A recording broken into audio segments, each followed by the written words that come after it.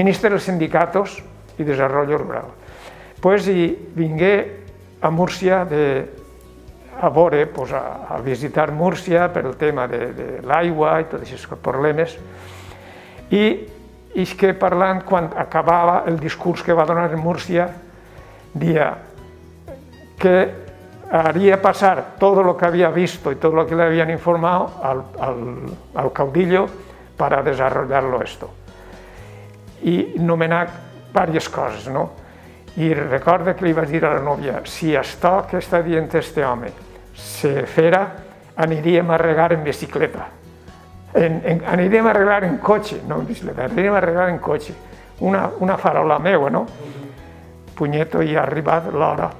Ha tardat, però ha arribat l'hora d'anar a regar en cotxe. Sí, això ens passava en aquell entonces. Don José Solís Ruiz.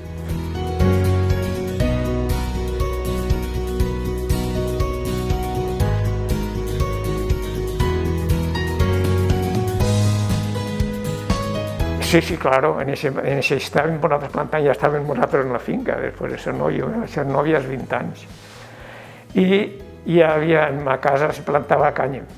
Hi havia 3 collites que eren segures: el cànyem, els nyores i els melons. I a part, tot el que no plantaven d'hortalissa ho posaven de sembradío, de cibà o de forment. I així anaven fent tot el rotatiu del treball de la finca. El cànyem era molt bo. Jo ha sigut una collita des que m'ha dolgut molt perdre-la, perquè me l'han fet perdre, el desarrollo, vingué el plàstic i tot això va acabar, no? Perquè el cànyem tenia molt bon treballar, faenes dures, però m'explicaré. El sembraves i sembrar-lo, havia que anar per ciment a Múrcia, a un poble de Múrcia.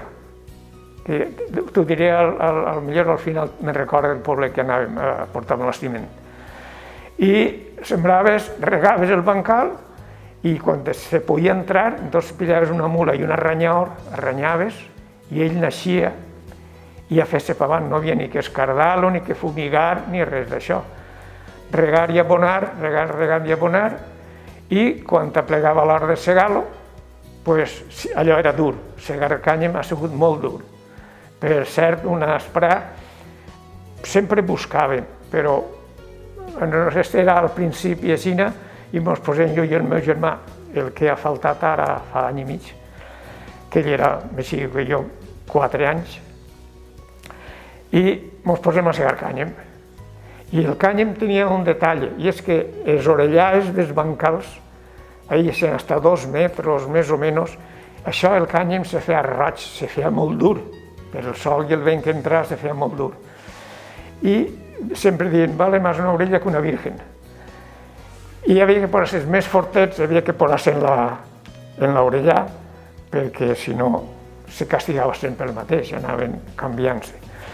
I unes pares estaven segant canya i veia que el meu germà se quedava darrere. Jo no li dia res perquè sabia que era més jove que jo i que no podia fer-lo igual que jo. I a última hora m'alça i estava plorant. El meu germanet plorant. I dic, para, anem a la casa, que jo no vull veure'te plorar aquí en el cànyem. I anàrem a la casa.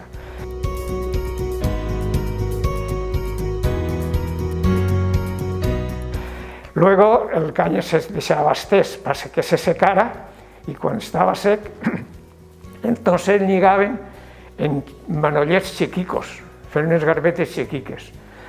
I havia que pillar una forca, en ser les 12 del dia, que estava ja calent, perquè això era en julio i agost, i espolsar la fulla, que havien d'esgargolar. I una volta el desgargolaven, entonces l'obrien d'abanico. I havia que anar cruzant les gavelles, perquè quan te l'obris d'abanico tenies que cruzar-la en l'altre per fer el triàngul, no? Quan ja estava sec, entonces feien garbes ja majors, feien garbes ja de 30, garbetes de 30 de diàmetre.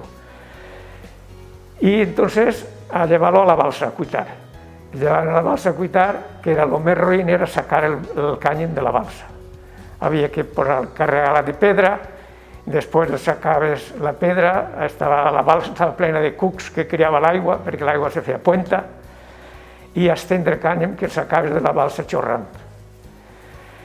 Luego venia la gramà, havia que gramar-lo, te llevaves de la balsa a la casa, perquè en totes les cases no hi havia balses, de balsar cànem. Eren uns balses que se feien especials. Entonces te llevaves a la casa, l'engarberaves i esperar el gramaor, que vinguera la gramaora esta que tinc aquí darrere. I allò també era dur, que moltes persones que es dedicaven a gramar se feien malalts dels bronquios, del polvo del cànem que tragaven, que entonces ni hi havia caretes ni hi havia res d'això. I quan se gramava, s'empaquetava, se feien quintals de 44 quilos i mig, 44 quilos i mig. El quintal són 50 quilos, per fent de 44 quilos i mig. I normalment, si hi havia càmera, pujaves a la càmera o el clavaves en l'almacén i te lletaves a dormir, perquè se venia quan tu volgueres, quan t'agrada vendre-lo, quan podies vendre-lo, perquè pujava més, pujava menys, tenia un preu i altre. I entonces, enguany no m'agrada el preu, el vendré l'any que ve, si podies passar sense vendre-lo, I per això dic que era una cosa dels que més m'ha dolgut, perquè la venies quan volies vendre-la o quan necessitaves vendre. Com és, per exemple, el cas de les armeles. Les armeles també és un producte que t'hi aguanta un any, però estem parlant del cànem i la riquesa del cànem era això, que puguis guardar-lo.